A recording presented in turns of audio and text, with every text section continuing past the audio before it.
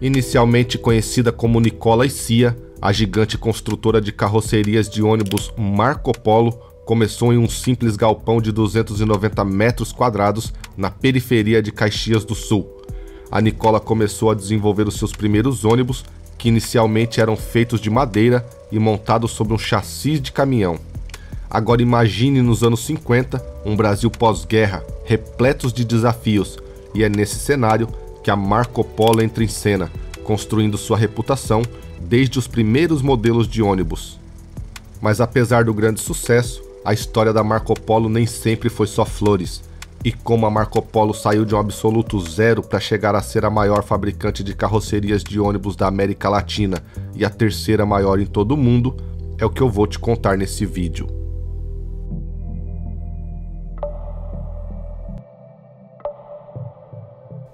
Em agosto de 1949, os irmãos Durval, Antônio Duraci, Luiz e Nelson João Nikola fundaram em Caxias do Sul uma oficina de funilaria e pintura.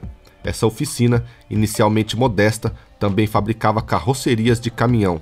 E foi nessa mesma época que os irmãos Nikola convidou Paulo Bellini para se tornar sócio da empresa.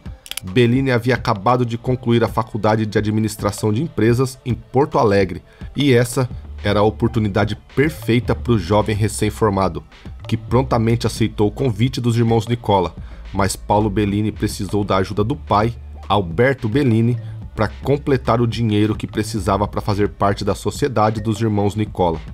E a quantia, 240 mil cruzeiros, foi o que o seu pai havia emprestado, o que hoje daria em volta de 180 mil reais. E se fosse nos dias atuais, esse dinheiro não seria o suficiente nem para comprar um micro-ônibus, quanto mais se associar a uma empresa. Mas para aquela época foi, e os irmãos Nikola e Bellini começaram a sociedade. Porém, nem os Nikola e nem Bellini tinham experiências em fabricação de carrocerias de ônibus, e como as ferramentas eram poucas e precárias e a equipe era pequena e sem experiência, um ônibus levava cerca de 90 dias para ficar pronto, mas nem isso os fizeram desistir. E hoje, para se ter uma ideia da evolução da Marco Polo, só no Brasil é produzido cerca de 100 ônibus por dia. E ao longo dos anos, a Nikola e Cia enfrentou vários desafios, incluindo a falta de crédito bancário, empréstimos de agiota e até incêndios no galpão da empresa. E até então, a fabricação de carrocerias era artesanal, exigia muito esforço físico e técnica, e além do tempo que demorava para fazer uma única carroceria. Havia carroceria de todo tipo de madeira, mas para ser sincero, as carrocerias de ônibus feitas com madeira, mesmo naquela época, já era coisa do passado, e quem não seguisse a tendência do aço, ficaria para trás. E até 1957, a empresa funcionou num pavilhão de madeira, que pegou fogo mais de uma vez, mas nesse mesmo ano, eles tiveram a oportunidade para se mudar para novas instalações no bairro Planalto, que ainda assim corriam muitos riscos, pois a área na época era quase inexplorada, não tinha sequer energia elétrica e era preciso de um gerador com motor a diesel para garantir a solda das peças. E a Nikola e Cia fabricou a sua primeira carroceria metálica para uma empresa gaúcha em 1952, e no ano seguinte, a maioria dos seus veículos já eram de estrutura metálica, dando assim um enorme salto tecnológico para aquela época. Sem falar que o tempo de fabricação era mais rápido, as carrocerias mais leves e até os custos eram mais reduzidos. E contando com os avanços na tecnologia, a empresa abriu capital na Bolsa de Valores, alterando o nome da empresa para Carrocerias Nikola S.A. E logo em seguida passaram a fazer propaganda em rádios, jornais e revistas de todo o país, além de apresentar os seus produtos em exposições e feiras. E em 1961, a Nikola assinou seu primeiro contrato de exportação com a companhia de ônibus Prado do Uruguai, e esse era só o início de um grande marco nas exportações internacionais.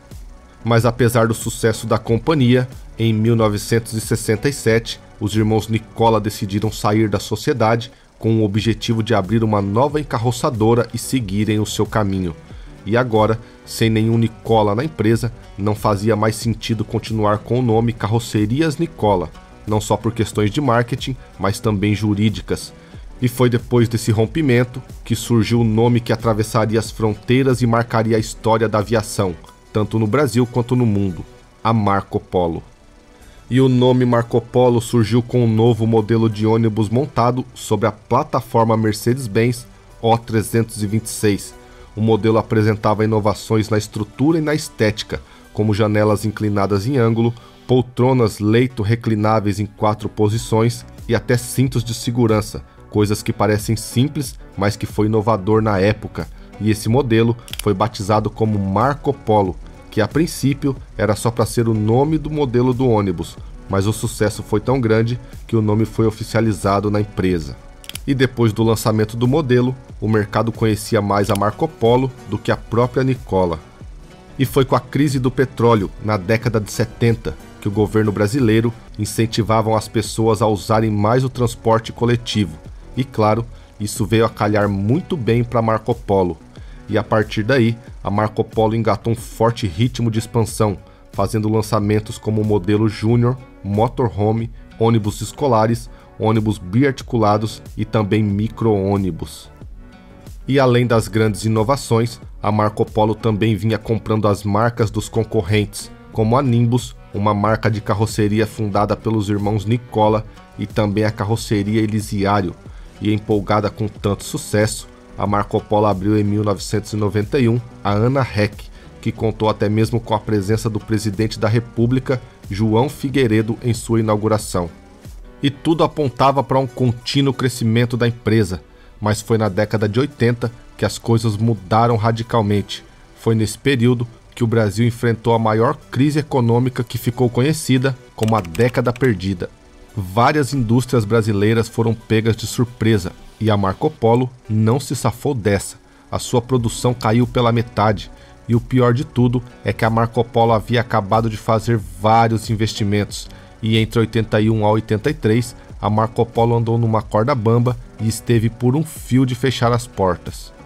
E em 1983 foi lançado o novo modelo da geração 4 da Marco Polo, formado pelos modelos Viaggio, Paradiso, Estrada e Torino, que fez um grande sucesso e aliviou a situação da empresa.